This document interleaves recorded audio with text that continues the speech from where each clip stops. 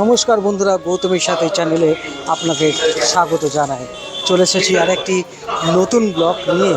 এই মুহূর্তে সারা দেশ জুড়ে রামনবমী পালিত হচ্ছে এবং রানীগঞ্জ শহর বিভিন্ন মন্দিরে চলছে রামচন্দ্রের পূজা অর্চনা। এই মুহূর্তে আপনাদের সামনে আমি রানীগঞ্জের শ্রী শ্রী সীতারামজি মন্দিরে আপনাদের এখন এই মুহূর্তে দেখানোর চেষ্টা করছি শ্রী শ্রী রাম কথা। দেখতে পাচ্ছেন এই মুহূর্তে রানীগঞ্জ শ্রী শ্রী সীতারামজি মন্দিরে এই মুহূর্তে আপনাদের সামনে তুলে ধরার চেষ্টা করছি।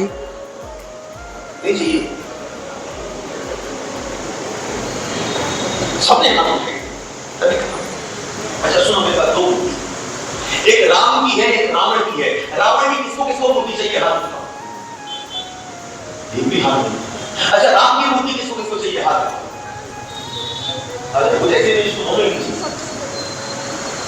राम की किसको किसको चाहिए? हाथ। हाँ सभी को। और रावण की मूर्ति किसको चाहिए? किसी को नहीं चाहिए। तभी और एक कंडीशन है कि रावण की जो मूर्ति, जो राम की मूर्ति है वो पत्थर की, और रावण की जो मूर्ति है वो 24 कैरेट गोल्ड की है। रावण की मूर्ति किसको किसको चाहिए?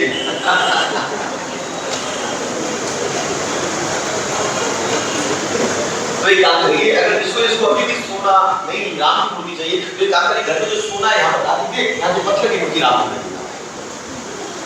कोई नहीं पूछेगा, सब बहाने बनाएंगे। एक काम करते हैं, राम की ले लेते, पिघला देंगे, फिर आगे बना देंगे।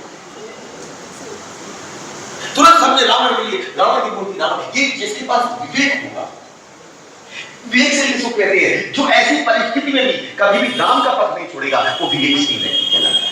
वो कभी भी रावण को नहीं उठाएगा और हमेशा राम की तरफ आगे बढ़ने का प्रयास करेगा, वो विवेकशील व्यक्ति होता है। यहाँ पर तुलसीदास यही कहते हैं कि बुद्धिहीन, मेरा जो विवेक है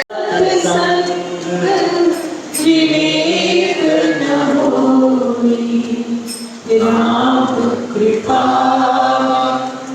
राम कृपा,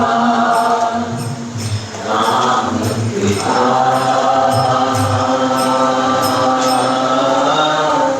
राम कृपा, राम कृपा,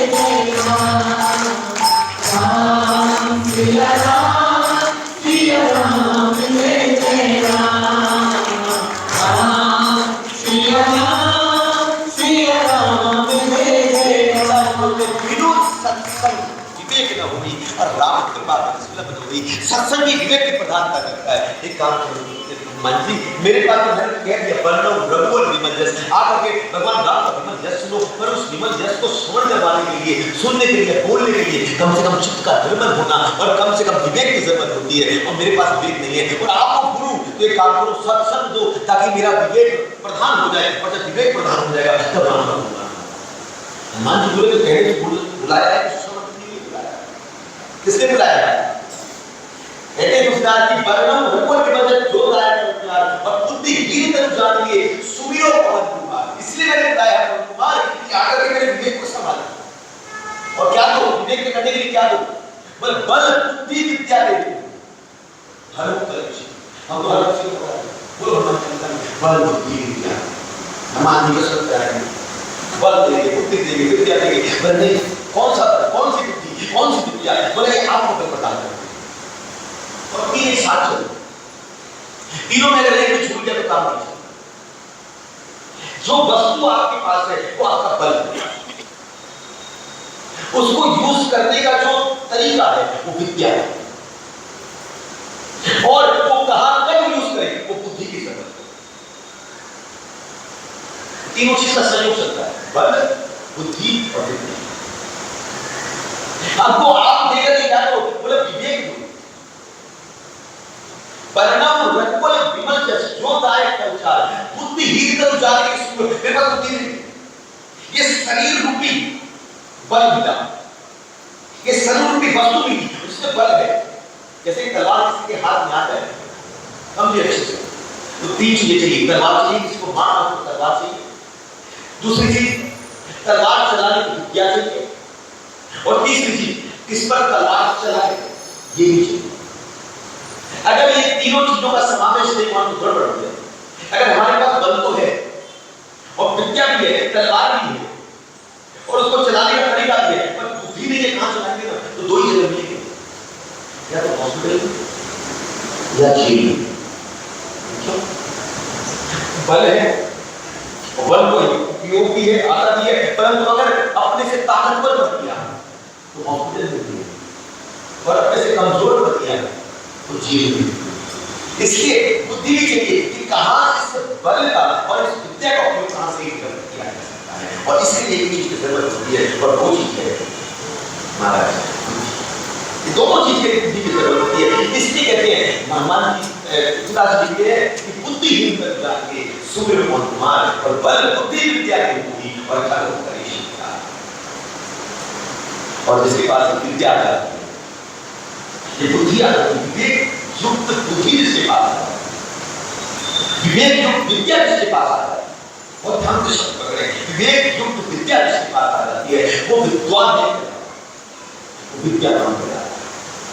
और विद्यावान कौन और विद्वान कौन होता है? विद्वान वो होता है, विद्वान वो है जिसके पास विद्या तो है, जिसके पास बल तो है और विद्या भी है, पर बुद्धि नहीं है, उसका उपयोग कैसे करें? वो कौन है? तो जिसके राक्षस बने, ताकत तो है उनके पास और उसको चलाने का तरीका विद्या भी उनके पास है, पर ये बुद्धि नहीं है कैसे चलाएगा। पर हनुमान जी कौन है? हनुमान जी वो है जिनके पास बल भी है, जिनके पास विद्या भी है, पर जिनके पास बुद्धि। इसलिए वो विद्वान नहीं है। राम विद्वान हो गया, पर हनुमान जी विद्वान नहीं है। हनुमान जी कौन है? पर विद्यावान गुणी अच्छा, विद्यावान। और विद्यावान की पहचान क्या है? विद्यावान की पहचान है कि विद्यावान विनय, इसकी गर्दन झुक जाती है, तो सरल हो जाता है, सहज हो जाता है, इसका मस्तक झुक जाता है, वो विद्यावान। विद्या वेदांत विनय, जिसकी